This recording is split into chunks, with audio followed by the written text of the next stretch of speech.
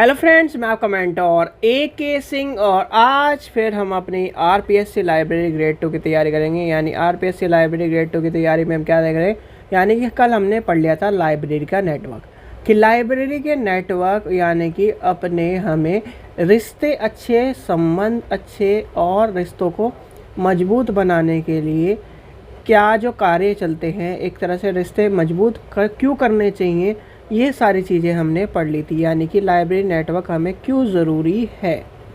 ठीक है, अब आती है कहानी आपकी रिसोर्स शेयरिंग पर।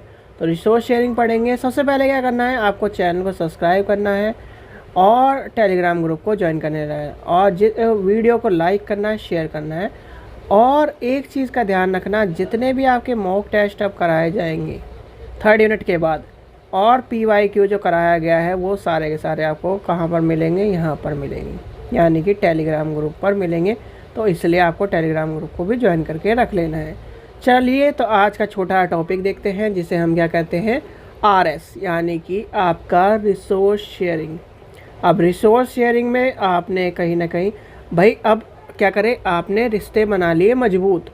अब रिश्ते मजबूत क्यों बनाते हैं, जो कहीं ना कहीं हमारे ज़रूरतों को या फिर हमारी चीज़ों को इम्पोर्टेंस दे सके या फिर हमें क्या करे, बुरे समय पर हमें। अब आती है यानी कि आपने सीधी बात ये, हमने क्या है, संबंध अच्छे कर लिए, अपने नेटवर्क अच्छे बना लिए। अब नेटवर्क अच्छे बनाएंगे तो हमें क्या है, रिसोर्स शेयरिंग की बात आती है। अब रिसोर्स शेयरिंग क्या होता है, देखो, यानी कि लाइब्रेरी 1, लाइब्रेरी 2, लाइब्रेरी 3, लाइब्रेरी 4। कहानी मैंने आपको बताई थी भाई, इसके पाठक को एक किताब की ज़रूरत पड़ी, इसने इससे करा संपर्क, यानी कि नेटवर्क के जरिए क्या करा, संपर्क करे। लाइब्रेरी नेटवर्क के जरिए क्या करा, संपर्क करा। अब इसने कहा जी मेरे पास नहीं है, मैं तीसरे से पता करके बताता हूँ। तीसरे ने कहा जी क्या नाम, मैं चौथे पता करके बताता हूँ। तो इसने कहा हाँ जी मेरे पास है, किसे चाहिए, कहने लगा जी एक को चाहिए।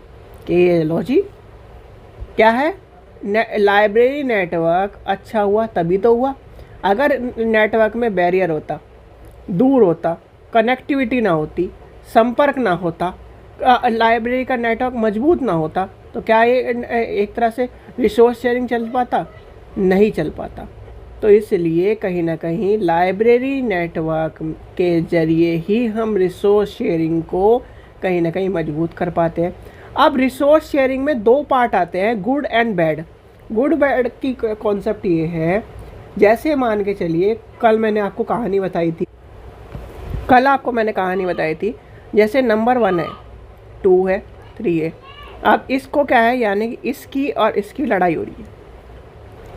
इसने कहा इसकी संबंध अच्छे, इसके संबंध अच्छे, मतलब इन तीनों के अच्छे संबंध है और इधर इन तीनों के अच्छे संबंध है। तो कहीं ना कहीं इसने कहा कि इसने, यानी तीसरे नंबर वाले ने कहा कि पहले नंबर वाले को चाहिए, कह रहा मैं नहीं दूंगा, उससे मेरी लड़ाई हो रही है। क्यों, क्योंकि ये बैड रिलेशन में आता है। इसीलिए कहीं ना कहीं जब रिसोर्स शेयरिंग की बात आती है तो चीज़ें याद कर लेना, रिसोर्स शेयरिंग में हमें संबंध, ठीक है। तो कहीं ना कहीं ये चीज़ें भी आपको पता होनी चाहिए। ये क्या हुआ, बैड रिलेशन हुआ। अब गुड रिलेशन में क्या होता, तो गुड रिलेशन होता तो कहीं ना कहीं, अच्छा ये बात है, तो ये कहीं ना कहीं इस तरह से बात है। तो लाइब्रेरी नेटवर्क का मजबूत होना चाहिए, लाइब्रेरी नेटवर्क में कोई बैरियर नहीं होना चाहिए, तभी आपका रिसोर्स शेयरिंग का क्या है, कॉन्सेप्ट चलता है। अब रिसोर्स शेयरिंग का मतलब ये है कि मेरे पाठक को उस टाइम पे ज़रूरत पड़ी, मुझे क्या है, एक लाइब्रेरी की ज़रूरत पड़ रही है, मुझे क्या है, जूनियर लाइब्रेरी, यानी कि लाइब्रेरी में छोटे से छोटा पार्ट भी रिसोर्स शेयरिंग के उसमें आ सकता है।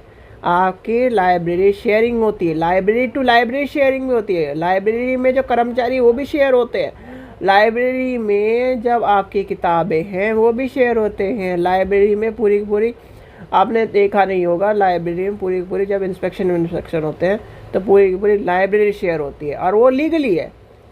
क्यों, क्योंकि लाइब्रेरी शेयर, रिसोर्स शेयर के नाम पे वो लाइब्रेरी की पूरी पूरी रिसोर्स शेयर होते हैं।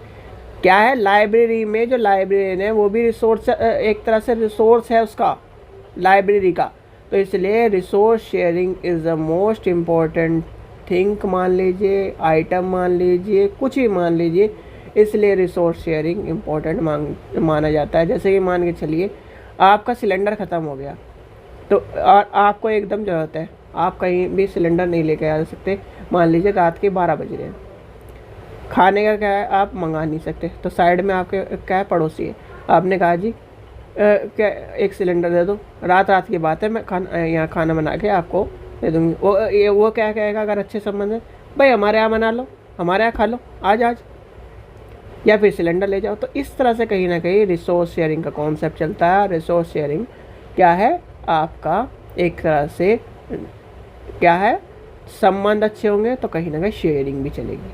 ठीक है, तो ये आपको कब समझ में आ गया होगा रिसोर्स शेयरिंग क्या है। रिसोर्स शेयरिंग सबसे आसान टॉपिक रिसोर्स शेयरिंग है, लाइब्रेरी नेटवर्क का है। ठीक है, चलिए आशा करता हूँ आपको टॉपिक समझ में आ गया होगा, वीडियो अच्छी लगी होगी। और एक चीज़ ध्यान रखना, जब हमारा ये अभी यानी कि 3rd यूनिट कंप्लीट होने वाली है तो आपको PYQ जितने भी हैं, दूसरा प्रैक्टिस टेस्ट और मॉक टेस्ट जो कराए जाएंगे उनको ध्यान से, एक तरह से ये नहीं कि आपको बस आप ये PDF डाउनलोड करके रखो, मॉक टेस्ट के PDF डाउनलोड करके रखने, सारे के सारे रोज़ 10 क्वेश्चन कराए जाएंगे, 10 में से आपको 10 लाने हैं।